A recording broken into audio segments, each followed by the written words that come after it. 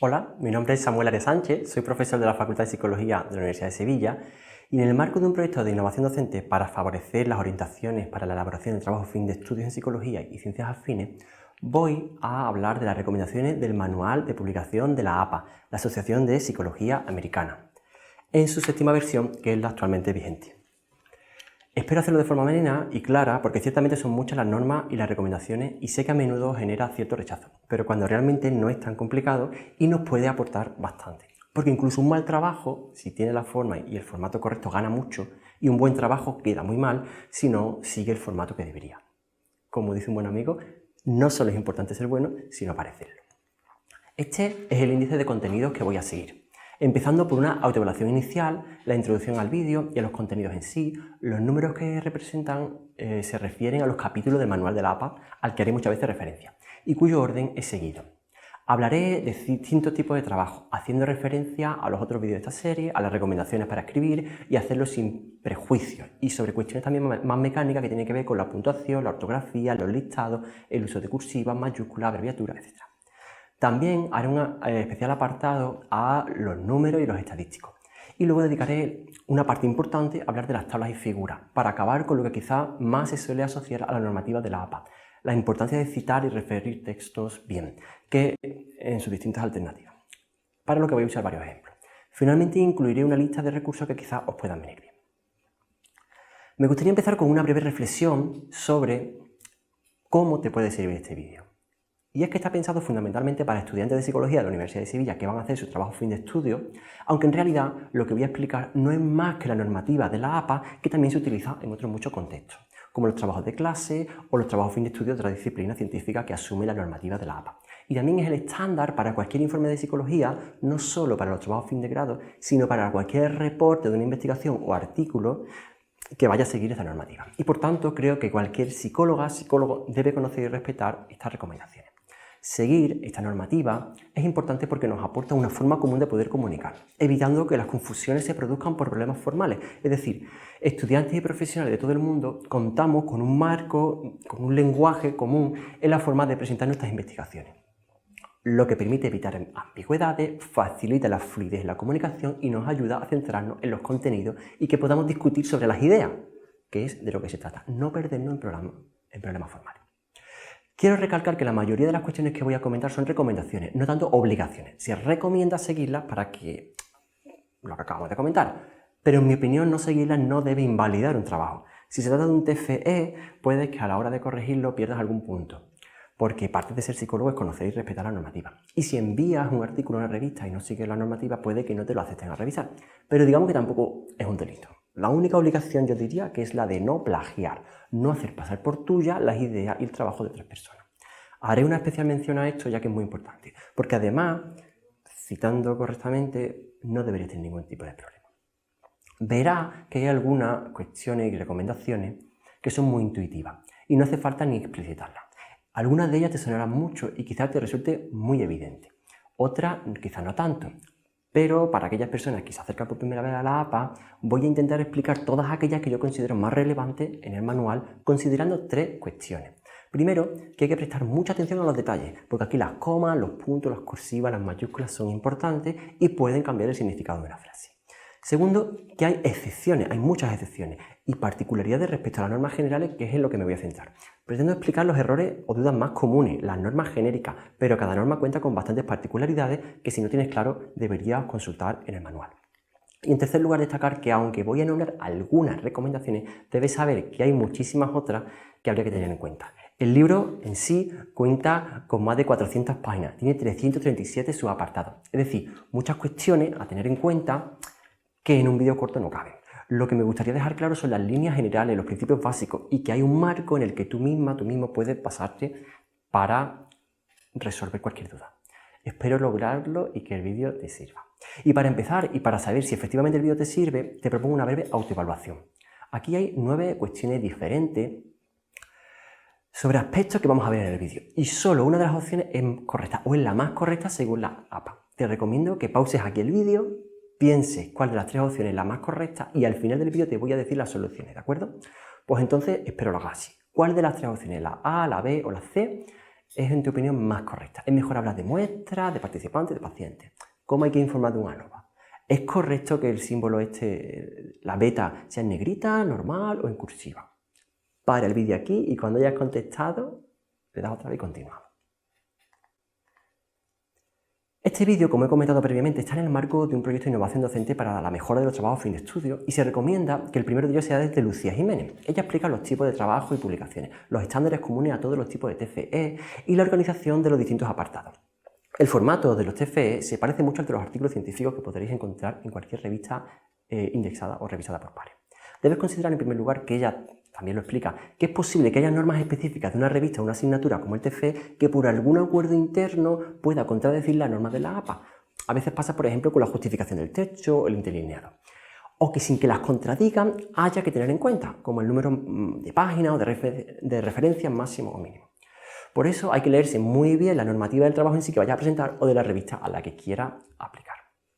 Muchos de los trabajos suelen seguir una estructura común de introducción, método, resultado, discusión, conclusión y referencia.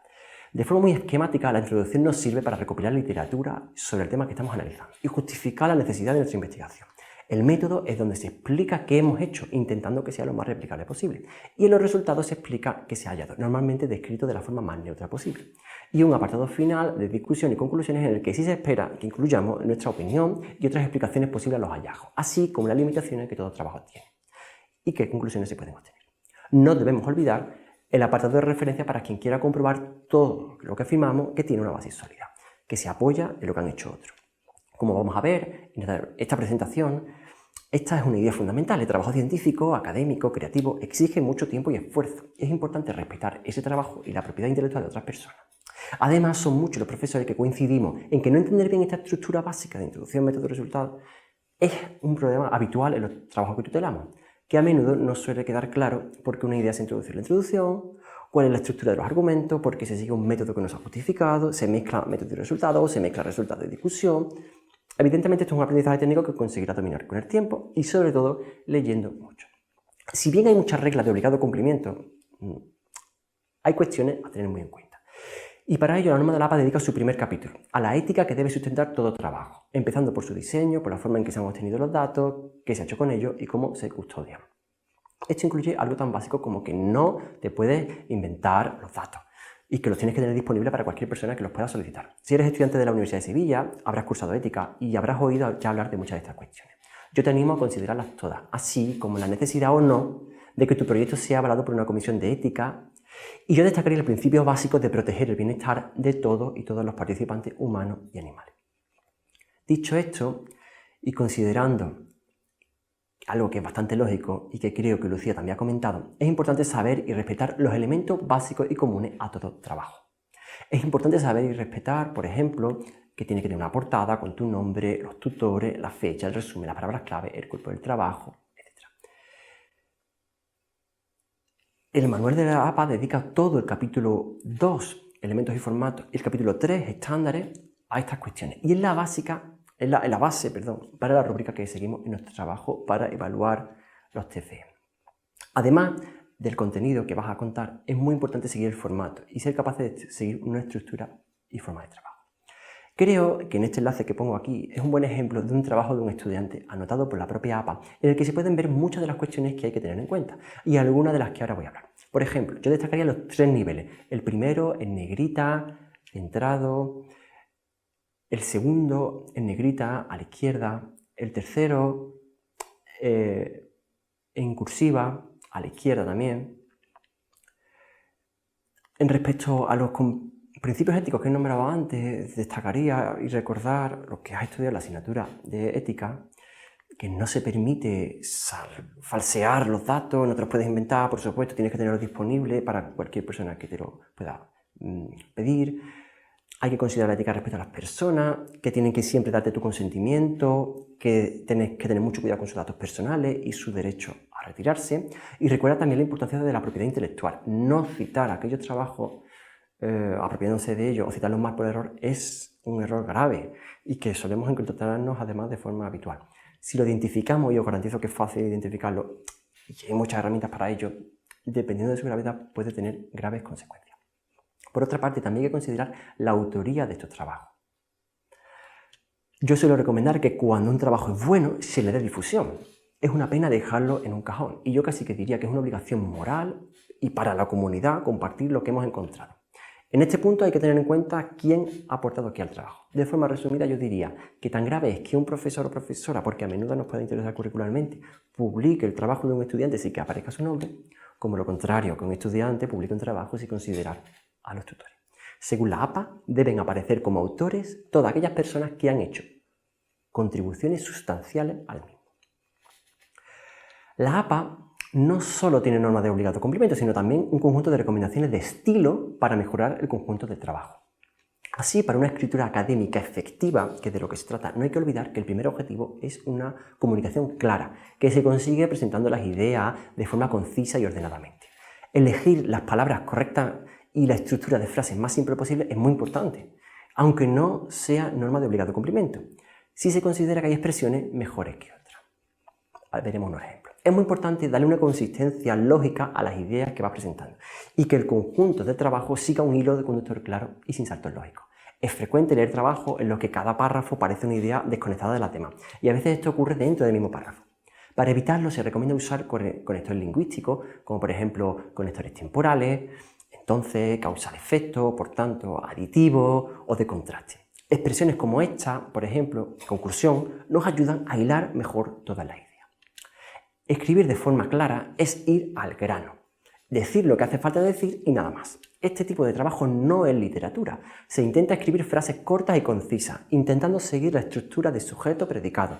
Y además es importante usar el lenguaje técnico y propio de la disciplina, en nuestro caso de psicología, con propiedad y con profesionalidad. Recuerda que con este trabajo estás demostrando que tienes las competencias necesarias para lanzarte al mundo profesional. Así se evitan las redundancias, expresiones coloquiales, la jerga o ambigüedades.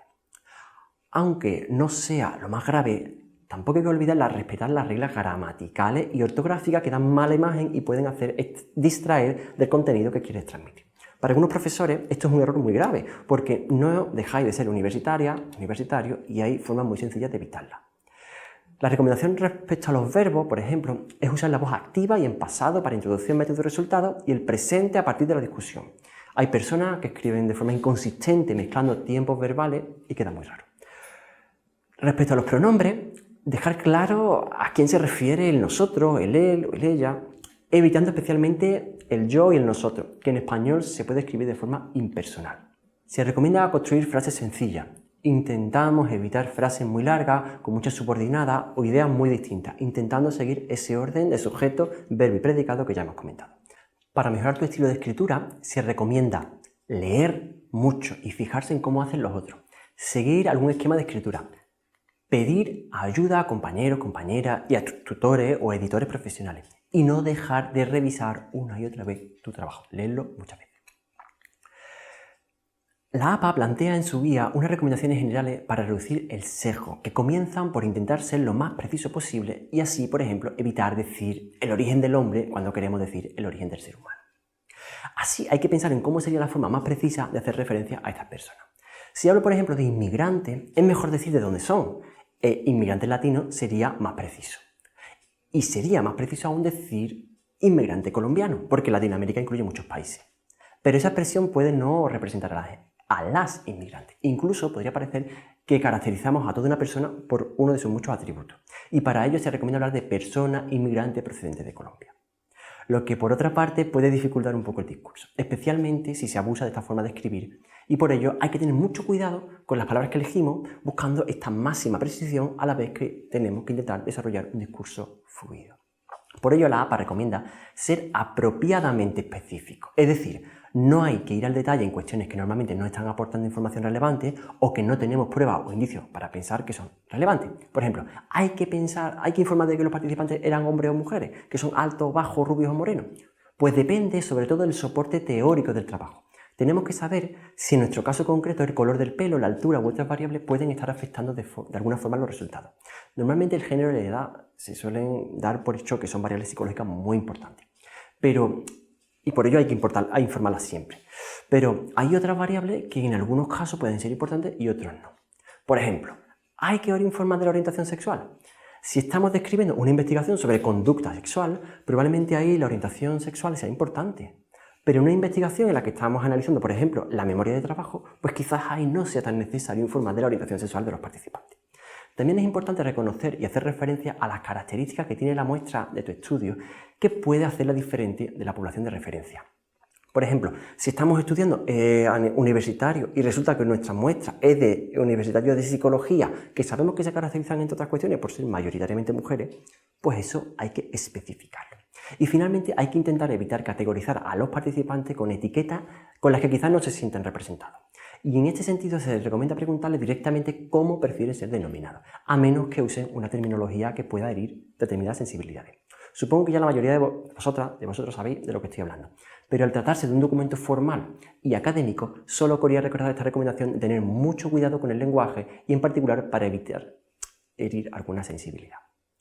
Haré una muy breve mención a algunos aspectos de los temas más sensibles que destaca la APA.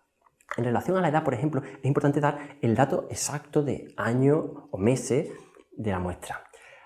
La discapacidad es un tema que también genera controversia y hay que usar muy bien el lenguaje, al igual que el género, porque no es lo mismo el género que la identidad de género, que el sexo o que la orientación sexual. Tienen mucho cuidado con eso, como si son participantes, son sujetos o pacientes. Normalmente el término clásico que más se usa es participante, pero a lo mejor en una muestra o un perfil biomédico se puede usar paciente. La identidad racial y étnica aquí en España es quizá menos llamativa porque son mucho más homogéneos que en Estados Unidos, que yo diría que van por delante y tienen mucho cuidado cuando hablan de afroamericanos, de asiáticos, de caucásicos. Hay que tener mucho cuidado con esto e de informarle cuando es importante. Y igual la orientación sexual. LGTBI es quizá la nomenclatura más estándar, aunque tampoco incluye a todo y no es quizá la más adecuada, pero tampoco hay un sustituto muy bueno. Y el nivel socioeconómico es una variable muy importante porque permite el acceso a muchos recursos, pero muchas veces es muy difícil medirlo. Por tanto, hay que tener cuidado, intentar aportar buena información, especialmente, por ejemplo, cuando trabajamos con personas sin hogar, en las que también la forma de referirnos a ellas es muy importante. Y por último, la interseccionalidad se refiere a cuando en el mismo grupo de personas están aplicando varios de estos temas. Por ejemplo, si mi grupo de personas son las mujeres lesbianas inmigrantes, pues ese grupo es probablemente al menos distinto que el de todas las mujeres, o el de las mujeres inmigrantes, o el de las mujeres lesbianas. Por tanto, hay que tener en cuenta estas cuestiones que pueden estar afectando a nuestra muestra.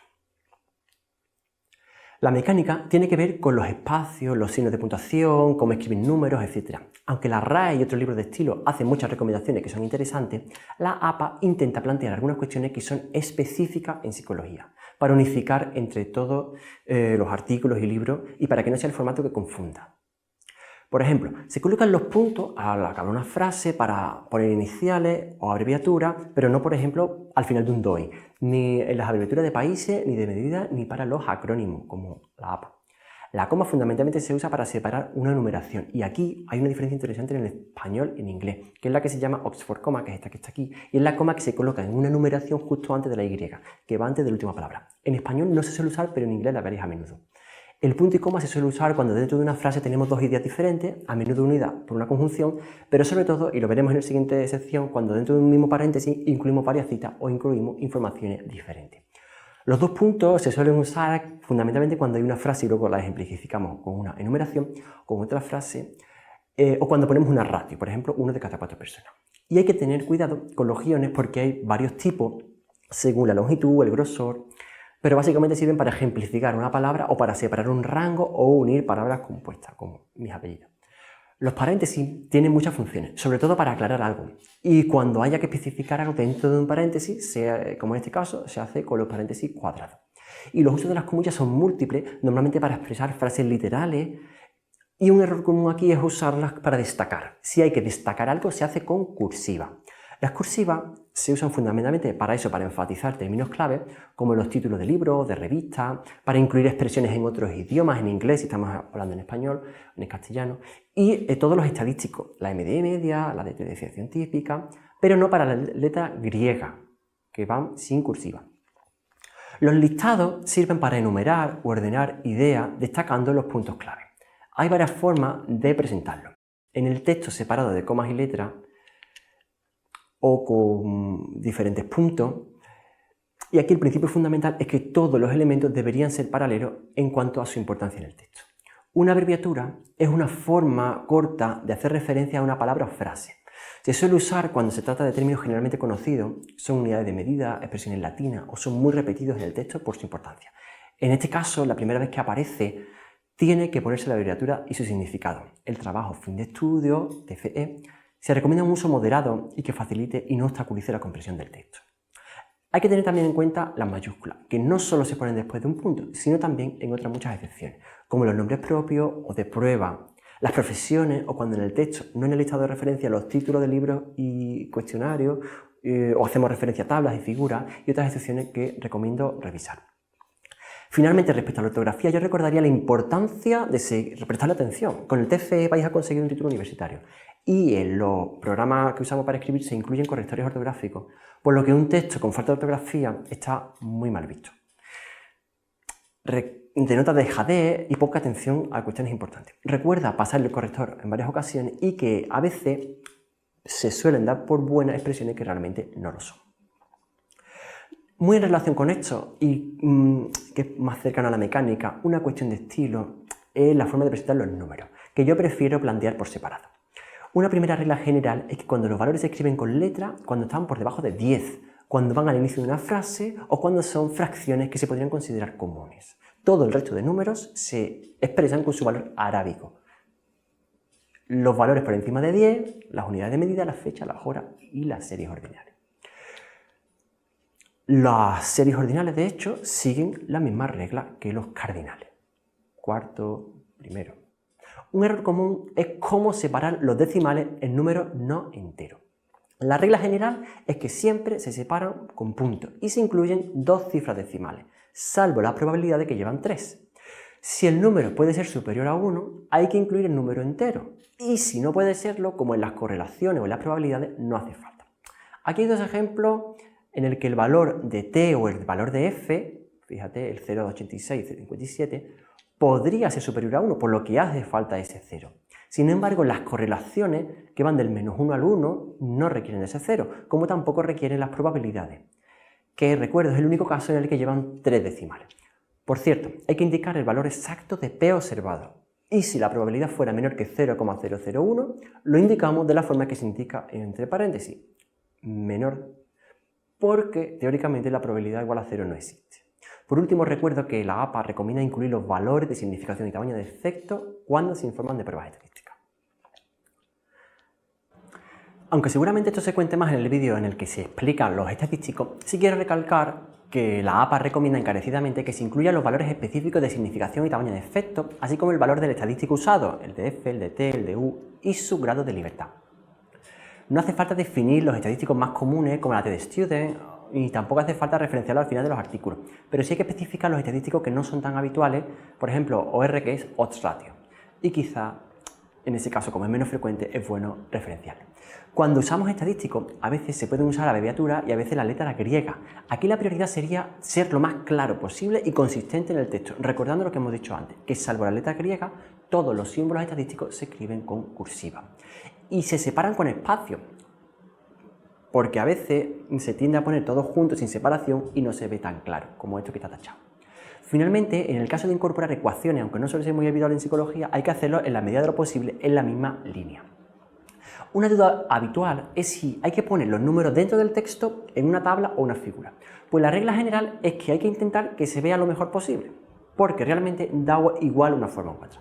Para que se vea lo mejor posible, una regla que se recomienda es que si los números son de 1 a 3 se meten en el texto, si hay de 4 a 20 se usa una tabla y si hay de más de 20 en una figura. Esta es la regla. Las tablas y figuras permiten presentar la información que en el texto se vería con más dificultad, para hacerla más comprensible, para facilitarlo. Normalmente informan datos cuantitativos, aunque a veces también información textual, y se organiza en filas y columnas. Una figura puede ser un gráfico, una imagen, un dibujo o un esquema, y el principal propósito de las tablas y figuras es facilitar que el lector entienda el trabajo. No debe ser algo decorativo, ni debe incluir información superflua, ni información que realmente no aporte algo relevante. Un fallo habitual aquí es usar directamente las tablas que aporta SPSS u otro programa informático, cuando en realidad en la mayoría de los casos se requiere una elaboración por nuestra parte. Por tanto, se recomienda empezar pensando esta pregunta: ¿cuál es el propósito que cumple cada tabla y figura? Y prepararlas con cuidado, para facilitar las comparaciones entre valores, para que se sepa qué se está representando e intentando que sean autoexplicativas, que se entiendan independientemente del texto. Pensar también que el número de palabras y figuras, cuántas vas a incluir. Y si vas a explicar una prueba T, no hace falta normalmente una tabla, a lo mejor se puede explicar en el texto. Quizás se puede poner una tabla para explicar la relación entre varios estadísticos. Y recuerda que las tablas y figuras no deben ser redundantes con el texto. Hay que nombrarlas, pero no repetir lo que se incluye en ellas, punto por punto. Más bien destacar lo más relevante. Todas las tablas y figuras deben ir numeradas con un título explicativo, atención, por tanto, a las alineaciones y a la calidad de la resolución, especialmente en las imágenes y fotografías. A continuación, mostraré algunos ejemplos. En el texto hay que hacer referencia a todas las tablas, con expresiones como esta, como se presenta en la tabla 1, en la figura 2, evitando decir en la tabla de abajo o en la página 14, porque esas cosas pueden cambiar luego en la versión final.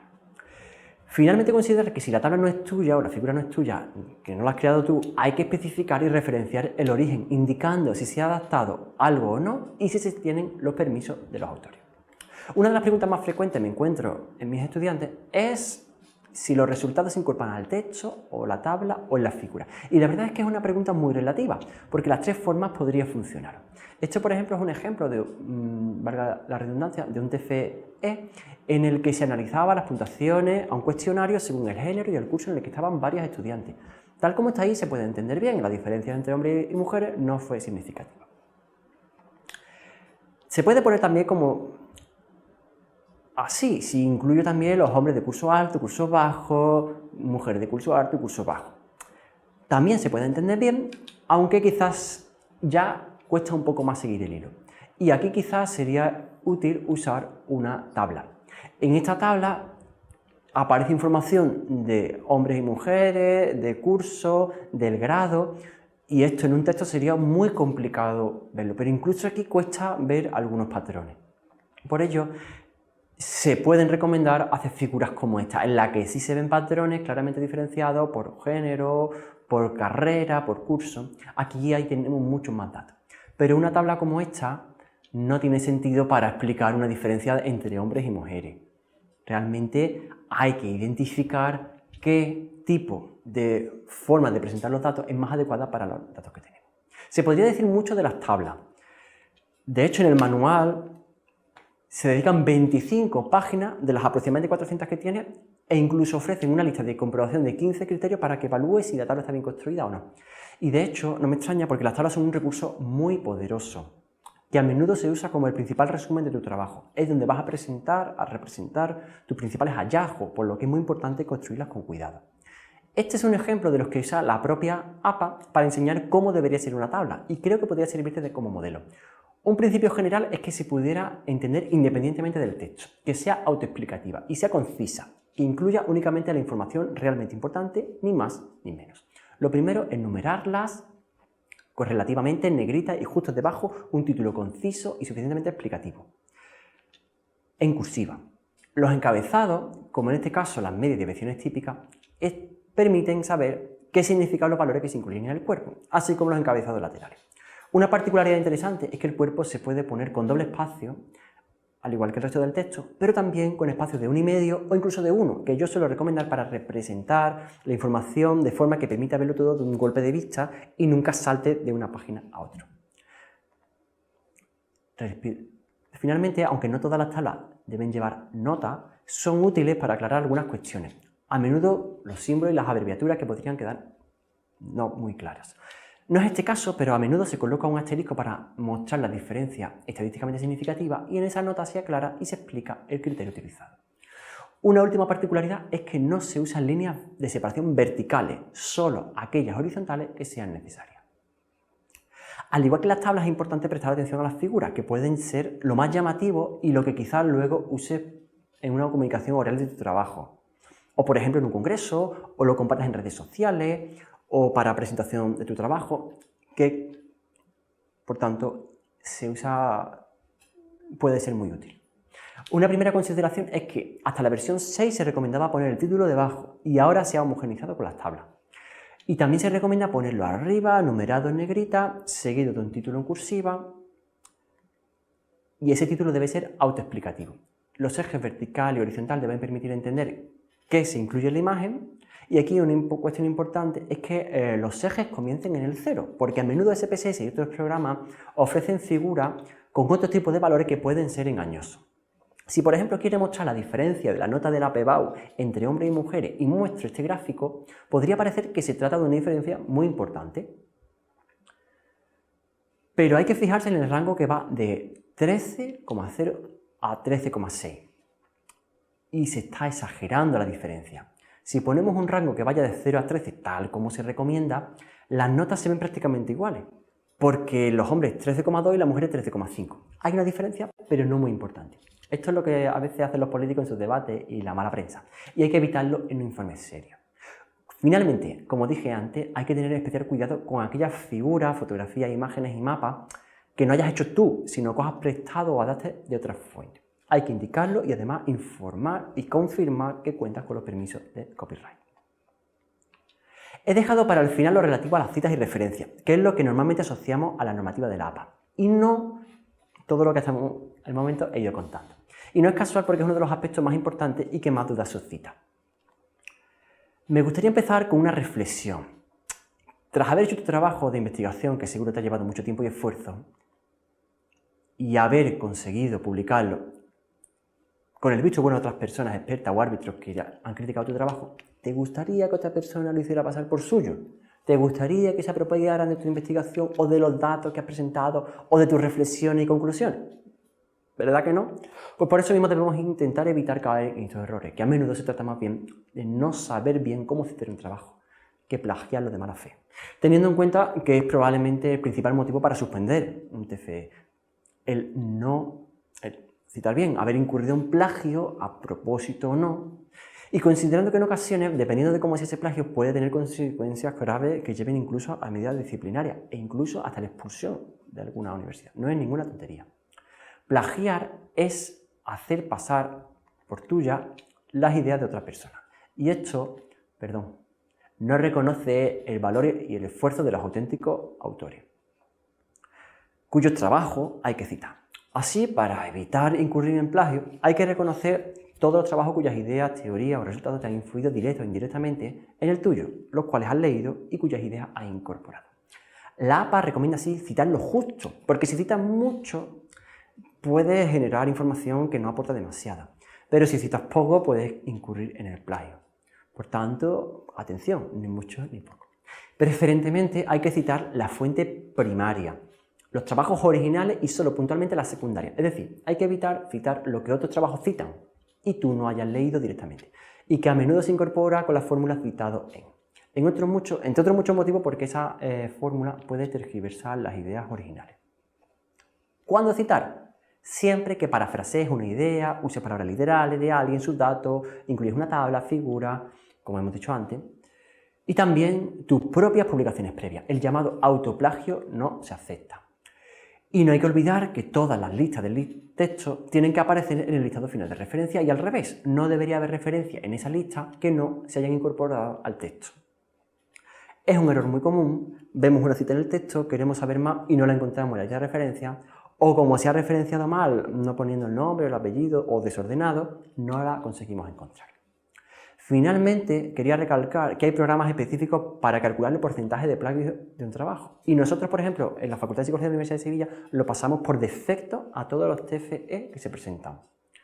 Como ya he comentado, este es solo un breve resumen de todas las recomendaciones, que son muchas de la APA.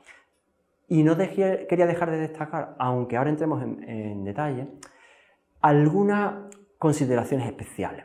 Por ejemplo, las entrevistas, las que hayas hecho tú o las que hayas encontrado en otro sitio publicadas, hay que citarlas.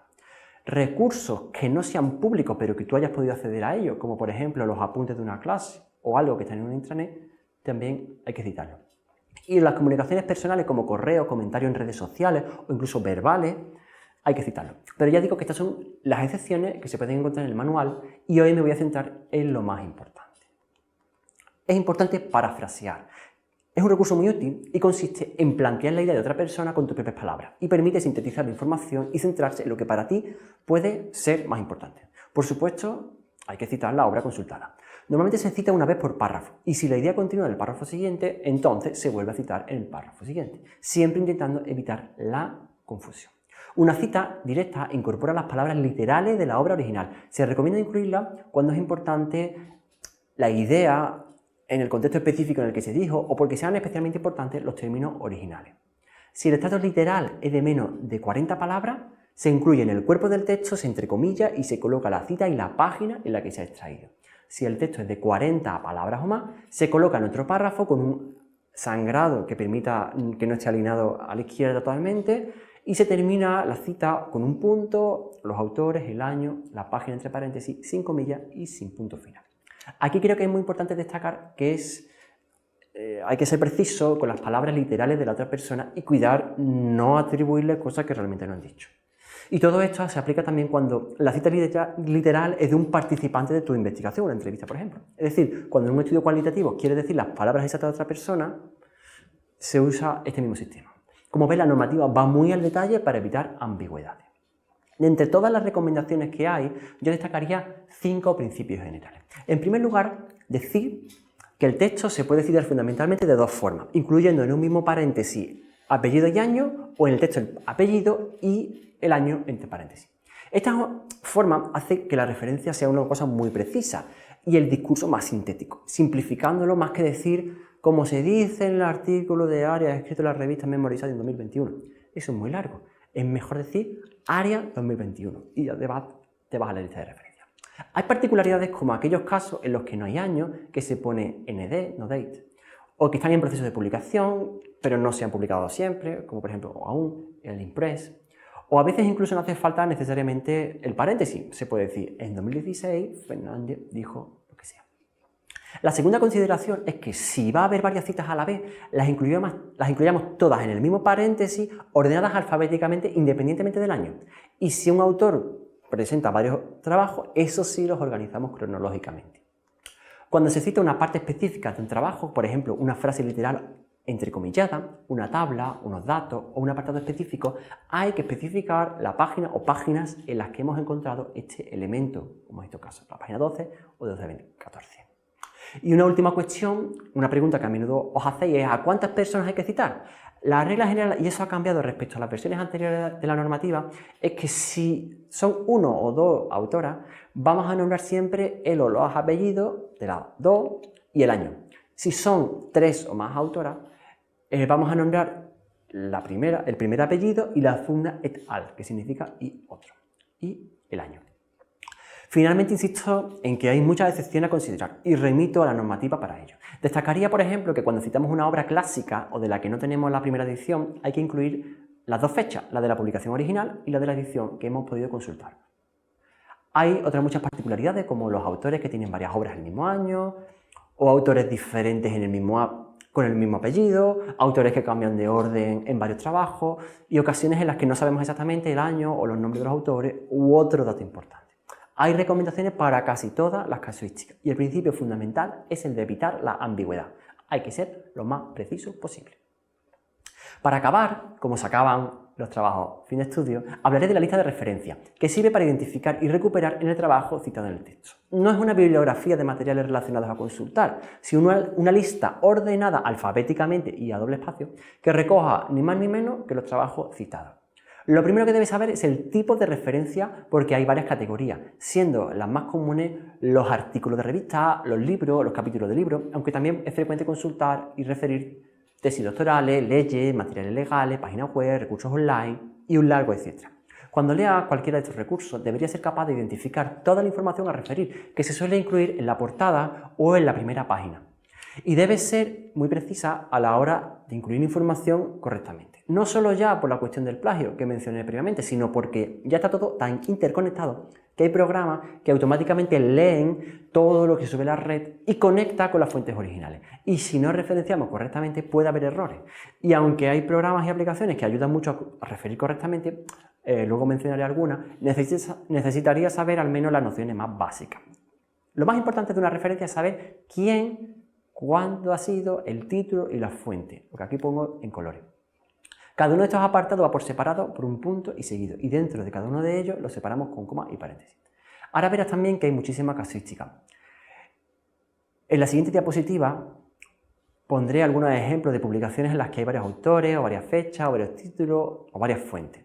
Pero hay algunos principios básicos.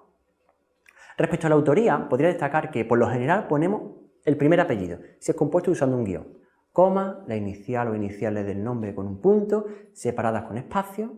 Se ponen todos los autores salvo si son 21 más. En ese caso nombramos 19 primero, 3 puntos y el último. Si hay alguien que tenga un rol especial, coordinadora, editora o compilador, se especifica con una abreviatura entre paréntesis y hay que tener en cuenta que a veces hay lo que se llama un autor o autoría grupal. Por ejemplo, una organización como la ONU, UNICEF, por poner dos ejemplos. La fecha es el año en el que el trabajo se hizo público y va entre paréntesis. En el caso de los libros es cuando obtuvo el copyright, porque a veces se imprimen un poco más tarde. Y si el libro no está oficialmente publicado, por ejemplo, un manual que se usa en clase para publicar, y no está publicado, perdón, el año en el que se escribió el libro. Esa es la fecha que debemos incluir. Si refieres una página web, hay que consultar las distintas variantes, pero hay que tener en cuenta que hay que ser más precisos aún, incluyendo el mes y el día de consulta, porque puede cambiar su contenido. Y si aún el documento no se ha publicado, como hemos dicho antes, se pone impress, empresa. El título puede ser único, por ejemplo, el título de un libro si referimos al libro en su conjunto, o parcial, si es el título de un capítulo dentro de un libro, o si es el título de un artículo dentro de una revista. En estos dos casos es importante mencionar los dos títulos y el mayor se escribe en cursiva. La fuente es el lugar en el que se puede encontrar ese título y si la fuente es un libro, la editorial que lo ha publicado. O el enlace en el que puedes encontrarlo, si está online. Si es un artículo de revista, hay que poner en cursiva el título de la revista, el volumen y el número entre paréntesis si lo hubiera, y también el rango de páginas separadas por un guión. Y los títulos de libro, hay que especificar quiénes son los autores del libro. Al principio habrás puesto los autores del capítulo que refiere y ahora los autores del libro, empezando por en, que se pone en no sé quién, en el nombre, apellido. El nombre va primero, antes que el apellido, una inicial, el punto, el error de la persona si lo tuviera, editor, compilador, el título del libro, en cursiva, y entre paréntesis las páginas y especificaciones que sean necesarias, como en este caso, que es la segunda edición y las páginas 35-50. Finalmente, respecto a la fuente, ya se pide poner un enlace a una web de descarga mediante un DOI, que es un número de referencia virtual, y aquí destaco en azul. Casi todos los documentos que estamos citando ya, especialmente a partir del año 2000, cuentan con un DOI, que es un identificador virtual. Me gustaría terminar la presentación con varios ejemplos de referencias que he extraído del blog de la propia APA, porque los considero particularmente instructivos. En primer lugar, estas 4 referencias corresponden a publicaciones periódicas, como los artículos de revistas científicas, de prensa o blogs. Todos siguen la misma estructura. Primero se indica el autor o autores, señaladas en amarillo. Recuerdo que salvo que sean 21 más, se indican todos los apellidos seguidos de las iniciales y sus puntos separados con coma. Aquí una cuestión interesante es el uso del ampersand, que es un símbolo que se usa en inglés y que nosotros tenemos que sustituir en español por la Y. En segundo lugar se incluye el cuándo, es decir, el año en el que se publicó el trabajo. Y luego se incluye el qué, es decir, el título del artículo destacado en azul. Finalmente en rojo destacamos el dónde, la fuente en la que se puede encontrar, que suele ser una revista con su número, su volumen, su página específica y la dirección web. También incluyo aquí, como podéis ver en el blog de la propia APA, que de donde he sacado los ejemplos, la forma de referir el texto en cada trabajo con todo en paréntesis o con el apellido fuera del paréntesis y el año dentro del paréntesis. Lo mismo para libros y capítulos de libro. Aquí tenemos 4 ejemplos, un libro editado, capítulo o, por ejemplo, ADSM. Se usa el mismo formato para los libros impresos como los electrónicos. Y se usa la fecha de copyright que se muestra en la página, normalmente la primera, como la de referencia, incluso si se ha publicado después de obtener dicho copyright. Por tanto, los autores son los mismos, sustituyendo el ampersand, los años, ese año de obtención del copyright, y después hay que incluir el título. Destaco en azul el que es el título, y después de ese título hay que citar, por ejemplo, la edición o las páginas en concreta de, por ejemplo, en este caso del capítulo del libro editado, ponemos el título, la edición, las páginas, y si ese libro tiene editores, por ejemplo, en este caso Oliver y Rainey, pues ponemos las iniciales delante, ponemos ese en las iniciales de los autores y el rol que han tenido, que en este caso, como veis, son los editores. Finalmente, en rojo, como en otras ocasiones, el dónde lo hemos obtenido, que suele ser la editorial del libro. Si tiene pues un DOI, incluimos ese DOI, y por ejemplo, si no tiene DOI, pues simplemente ponemos la editorial. Esos son los lugares en los que podríamos acceder al libro. Recuerdo que en español sustituimos el ampersand por la Y. Y también incluyo de nuevo las formas parentéticas y narrativas de referir estos trabajos en el texto. Voy a acabar ya con últimos 4 ejemplos de cosas menos comunes, de referencias menos comunes, como por ejemplo el informe oficial del gobierno, en el que no hay un autor claramente identificado, sino que es una agencia, la presentación de un congreso científico, una tesis doctoral, y que son cosas que realmente citamos de forma frecuente, y como algo anecdótico, pero para mostrar que hay que citarlo todo, incluyo lo que citamos en redes sociales, por ejemplo un vídeo de TikTok, ¿no? De nuevo aparece el quién siempre primero, sustituyendo ese ampersand por la Y, o la institución que firma el documento, National Cancer Institute en primer lugar. Luego el cuándo, que es el año, especificando el mes y el día en el caso de un congreso, o el momento en el que hemos visto el vídeo, porque sabemos que eso, al no ser un recurso permanente, puede cambiar. Luego el qué, que es el título del informe o de la presentación del congreso, de esa tesis o del vídeo que hemos obtenido. Y finalmente, claro, siguiendo la misma lógica, el dónde, que es el lugar en el que podemos acceder a ese recurso si nos interesa. La página web, la universidad en la que se ha editado o el enlace a ese vídeo de TikTok. Finalmente, vuelvo a incluirte esas citas parentéticas y ya sí, para acabar, me gustaría ofrecerte algunos recursos que quizás podrían ser de utilidad, empezando por los que puedes encontrar en la web de la propia APA y que quizás sean los mejores. De ahí he cogido algunos ejemplos, ahí te pongo las direcciones de la APA en general, del enlace al manual, y también yo destacaría PsycInfo. PsycInfo es una base de datos que ofrece información muy interesante sobre psicología y otras ciencias afines y que te puede venir muy bien para recordar, para incluir en tu trabajo, para referenciar y para mejorar tu estilo de escritura académica. Muchas bibliotecas ofrecen recursos de todo tipo y yo destacaría, como no puede ser de otra forma, la Universidad de Sevilla, que para cada facultad ofrece muchos recursos para hacer el trabajo fin de estudio y en general para investigar. Hay muchas guías y consejos de redacción, sugerencias para evitar caer en el plagio y enlaces a otras herramientas de interés. Te recomiendo encarecidamente que le eches un vistazo porque está muy bien.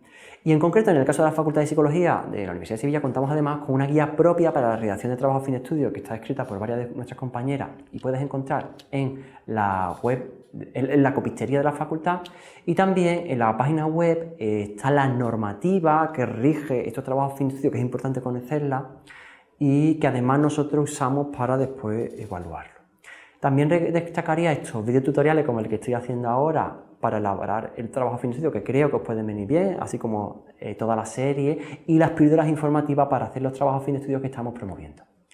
Destacaría también, en el caso concreto de las citas, gestores bibliográficos como Mendeley o EndNote, que sirven para crear automáticamente las citas y la bibliografía. Estos gestores, los datos bibliográficos se pueden introducir y formatear en cualquier estilo de forma automática web o manual, y en relación a las páginas web, y ya así acabo, hay otros muchos recursos y páginas que te pueden ser de utilidad, como la de Psicodoc, que es una base de datos bibliográfica internacional publicada por el Colegio de Psicología de Madrid, con información en castellano muy útil para estos propósitos. La de la APA estaba en inglés. La web Cite This From Me o el propio Google Académico, en el que incluye la cita, el título o el DOI y te da la referencia en varios formatos, incluido por supuesto el de la APA. Y ayuda mucho, aunque aviso que puede dar problemas. Para acabar, querría indicar que en la evaluación que recomendé hacer al principio del vídeo, si no lo hiciste entonces, para el vídeo ahora y vuelva a intentarlo, la respuesta correcta era siempre la B, la de en medio. Espero que te haya quedado claro y quisiera acabar dándote las gracias por tu atención, esperando que compartas y cites el vídeo si te ha servido, y al vicerrectorado de docencia de la Universidad de Sevilla que ha apoyado este proyecto. Bueno, pues esto ha sido todo. Espero que el vídeo te haya resultado de utilidad y para cualquier cuestión que me quieras hacer o comentario estaré encantado de recibir vuestras impresiones. Mi correo es samuel@us.es, muy sencillito, samuel@us.es, y otras formas de contactar conmigo las puedes encontrar en mi página web personal.us.es/Samuel.